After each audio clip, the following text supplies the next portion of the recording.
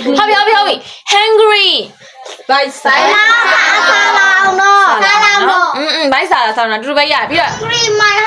Run. Yeah, no. Run fast.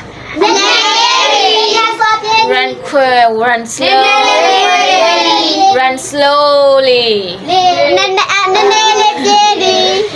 Hobby. Deer ka ba kaung lele deer. Tiger. Also sing aja bolu ko sing. Elephant လို့ခေါ်ရင် monkey အောင်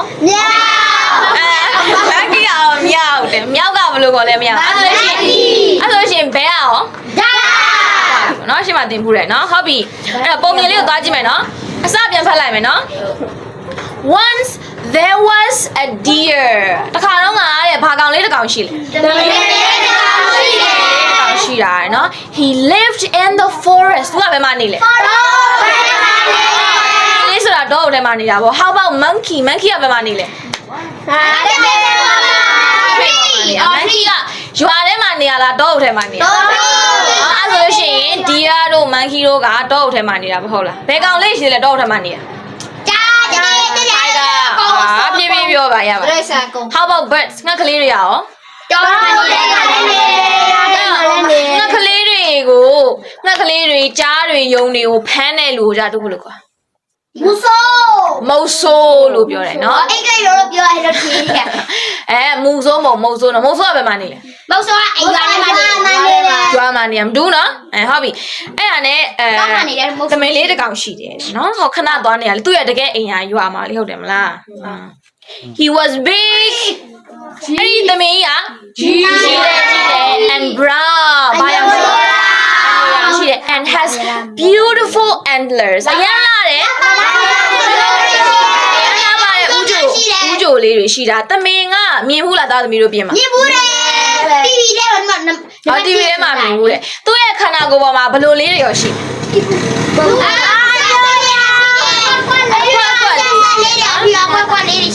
စားဘူးလားသမင်သားစားဘူးတယ်သူ့ဖေးရရင်နော်ဘာမို့အဲ့ဒါကြီးတိုင်းစားဘူးဟုတ်ပြီရတယ်ဘာမှဖြစ်ပါဘူးနောက်ပြီးတော့နော် तू ကအဲ့လိုမျိုးအရန်လာတဲ့လိုက်ပြောကြည့်ပါဦး beautiful antlers antlers ကဘာလဲဦးချိုပြောတော့ဦးချိုရှိတဲ့အကောင်လေးတွေသိလားသားတို့သမီးအကောင်လေးရှိသေးတယ်ထွဲနော် How about monkeys yes no How about birds No How about goat Yes no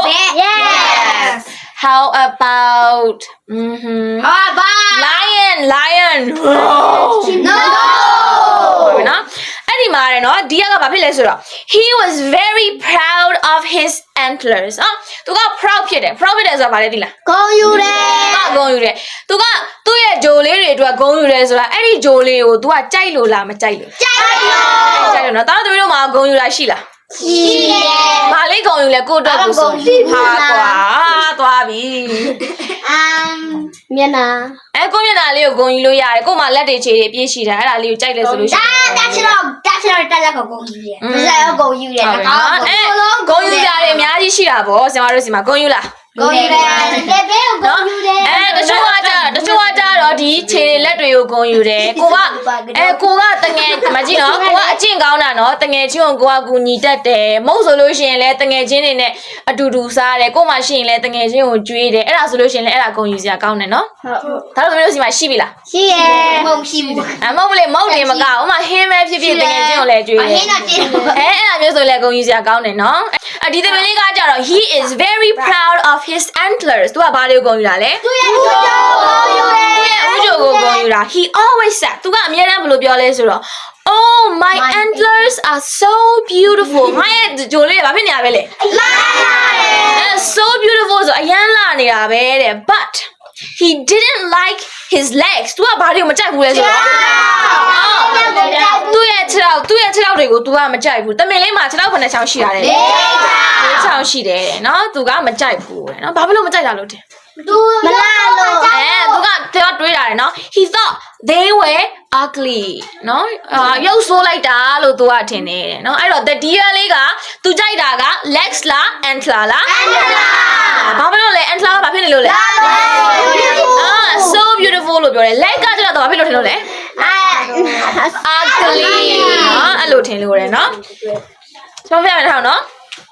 နားထောင်မယ်နော် don't repeat after teacher ဘာလို့ကမလဲ I'm so ne no once there was a deer he lived in the forest he was big and brown and had beautiful antlers he was very proud of his antlers he always said oh my antlers are so beautiful but he didn't like his legs he thought they were ugly Yala. Now repeat after teacher. Hello, Kamale. The deer. Sabame no? One day. Don't repeat after teacher. The name are no? A hungry tiger. Hungry ga? Tiger dila. Tiger baga. Paisa ni de tiger ji ga saw the deer. Betul tu itu. The tiger chased him. Hello, the tiger ya.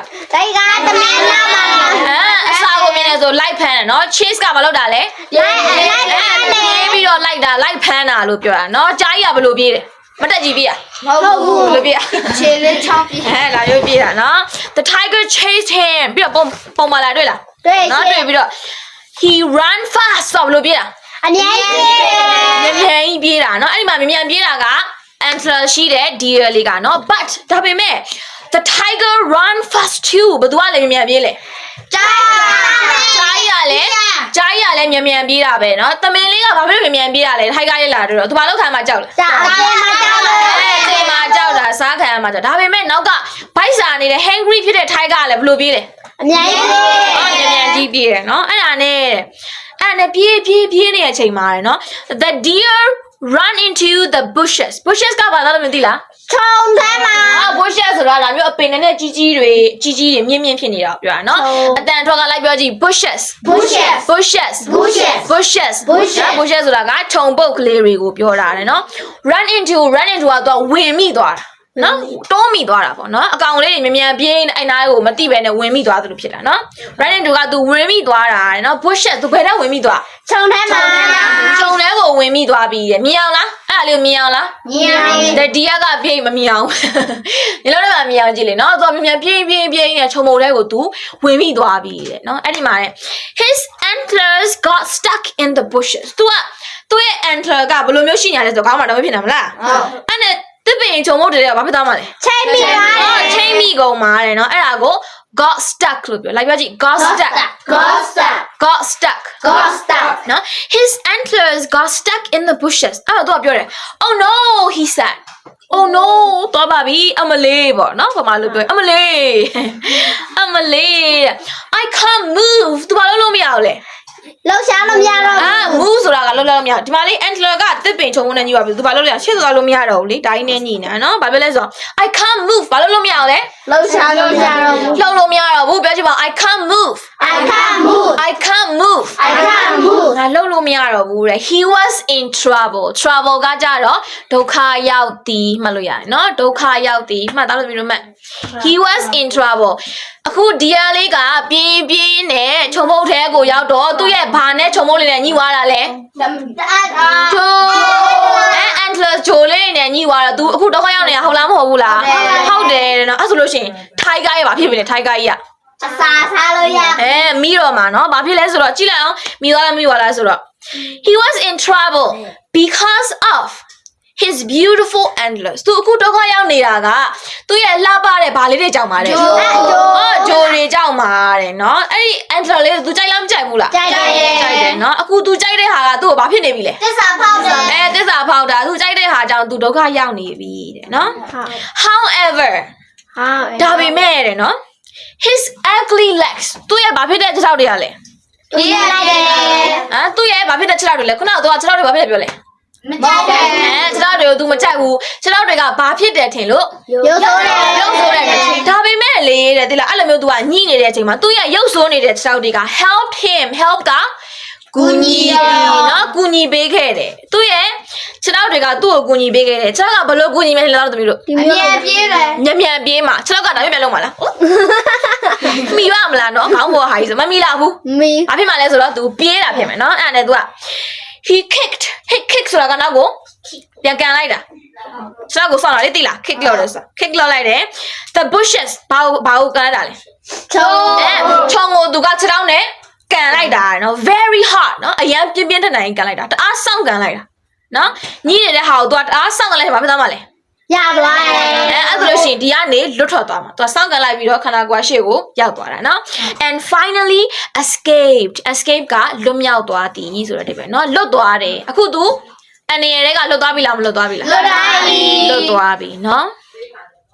အဲ့တော့တာသမီးတို့ကိုပြောပြရမှာကပုံမြင်ထဲမှာပထမအဆုံးတော့ the deer လေးကသူ့ရဲ့ antlers တွေကိုဘာဖြစ်လို့ဆိုပြီးတော့အရန်ကြိုက်တာ လာလို့ဆိုပြီးတော့အရန်ကြိုက်တာဒါပေမဲ့ သူအန်ဒလာတွေကတစ္ဆာဖောက်တယ် သစ္စာဖောက်တယ်ဆိုတာအေးပေါ့နော်သစ္စာဖောက်တယ်လည်းပြောလို့ရပါဒါပေမဲ့ဘာလဲဖြစ်လဲဆိုတော့လှတယ်ဆိုပေမဲ့လည်းသူ့အတွက်အနေရဖြစ်တော့အဲ့ဒါကမကူညီပေးနိုင်ဘူးကိုကအရန်ကြိုက်တယ်ဆိုပေမဲ့လည်းမကူညီပေးနိုင်ဘူး ဟုတ်တယ်အဲ့ဆိုဒါတော့ကတော့မကြိုက်ဘူး နော်ဒါပေမဲ့ तू မကြိုက်တဲ့ခြေထောက်တွေကကြတော့သူ့အတွက်အသုံးဝင်လားမသုံးဝင်ဘူးလား တော့ဝင် နော်သူ့ကိုနော် help ကူညီပေးခဲ့တယ်တဲ့ဟုတ်လား ဟုတ်ပြီ နော်တော်သမီးတို့ဆိုလို့ရှိရင်လေအရန်ကြိုက်တယ်ဒါပေမဲ့ကိုယ့်အတွက်အသုံးမဝင်ဘူးဆိုတာဘာတွေလောက်ကြလဲအိမ်မှာဆိုလို့ရှိရင်ပြစ်ကြတယ်ဟာဘာတွေပြစ်တာ ပြစ်အရင်စပင်းမကြိုက်ညက် မဟုတ်အဲ့ဒါပြောတာမဟုတ်တခြားဥပမာလေးပေါ့နော်ထားပါတော့နော်စားလောက်ရမှာသိလားစားလောက်တယ်ဆိုတာတကယ်တော့ကိုယ့်ကိုအကူအညီပေးမှာစောင်းမွဲဖြေဒါပေမဲ့လေဆရာနဲ့ဆရာမတွေကကြောက်ပိတ်ထားတယ်ဆိုတော့ဖုံးမဲကြည့်ချင်တာဖုံးကကြည့်လို့ကောင်းလားမကောင်းလား ကားမယ် ဒါပေမဲ့ तू ကဆောင်းဝဲဖြေလို့ရှိရင်တို့အကူအညီပေးမှာလား ပေးဘူး ကိုကကြိုက်ပေမဲ့ကိုအကူအညီပေးလား ပေးဘူး မပေးဘူးကိုကဘာကိုကြိုက်ကမှလဲတကယ်တော့ စာ စာဖတ်တာကိုလည်းကြိုက်ရမှာနော်